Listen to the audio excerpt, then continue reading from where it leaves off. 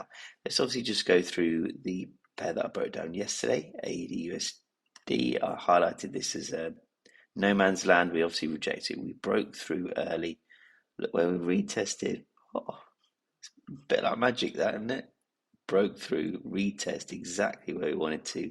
If you'd have taken this, you would have been, yeah, we're only like 15 pips. I don't think this is going to push much higher, but we'll have to wait and see.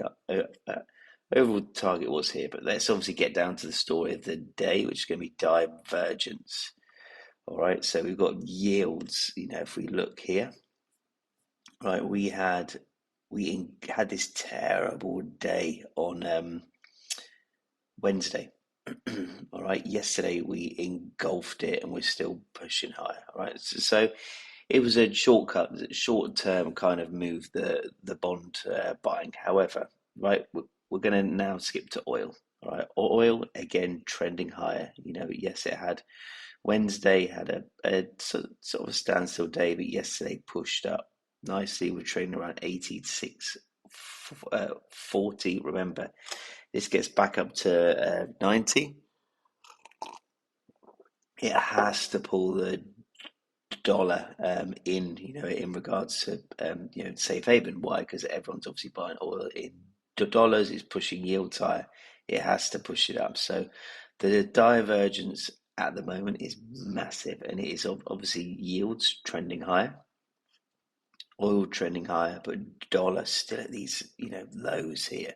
So I'm expecting the dollar to kind of catch up and trade be finishing the week above 99. Right, that's my kind of macro projection. It isn't quite playing out at the moment. If we look at this on a lower time frame, dollar is creeping to the downside. However, I don't want to read, I don't want to sell the dollar from here because I don't think many will be.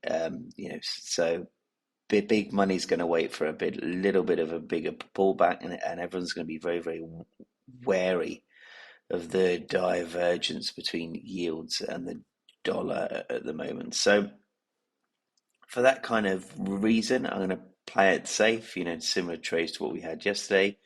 We're going to have pound as one. We've obviously had the highs of yesterday. We played it nice and safe, as well as obviously keeping stops a bit smaller, keeping overall TPs a bit smaller. But obviously we're well above yesterday's high, so that's obviously one thing to look out for here. If we look in regards to Asia has pushed up, and so we're going to have to see.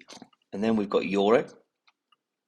Euro again, we're obviously well above yesterday's high. Your euro, I think, even yesterday it pushed it down a lot harder than pound, and so I do think that there's some downside potential here.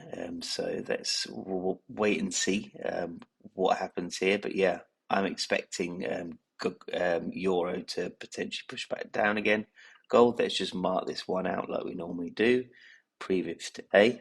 All right, we're going to mark the previous day in this lovely pink color. Lovely pink color. Right, this has been working really, really well. We're then going to mark Asia. Asia's strong here. So we're going to mark Asia. We're going to put that one in blue. And we're going to put this one in blue. Now, when you've got two levels so close together, imagine it's like one level is one brick wall, but two is two, and they're very, very close. So this is going to be a bit of a telltale as to what's going to happen today. Sorry, Asia is actually here. Yeah. So the Asian high is here. So if these, levels here break, let's have an overall target. Probably 4,600 wouldn't be a bad kind of overall goal here. It's quite, I mean, it can push higher, but I'm not expecting it to. I'm actually expecting probably London to come up and test this, but then come back down. I think as soon as this comes back down, we're going to sell it to Asia though, if that's what's going to happen here. Gold, obviously, if we're looking at on a daily, had a big push, obviously due to escalation. I think there's a 58% chance at the moment of escalation. So, gold, yeah, it's very, very bullish at the moment. Let's have a look at what news we got today. We've got some retail sales of the pound. We've got inflation for pound and for euro, expected to cool slightly across the board.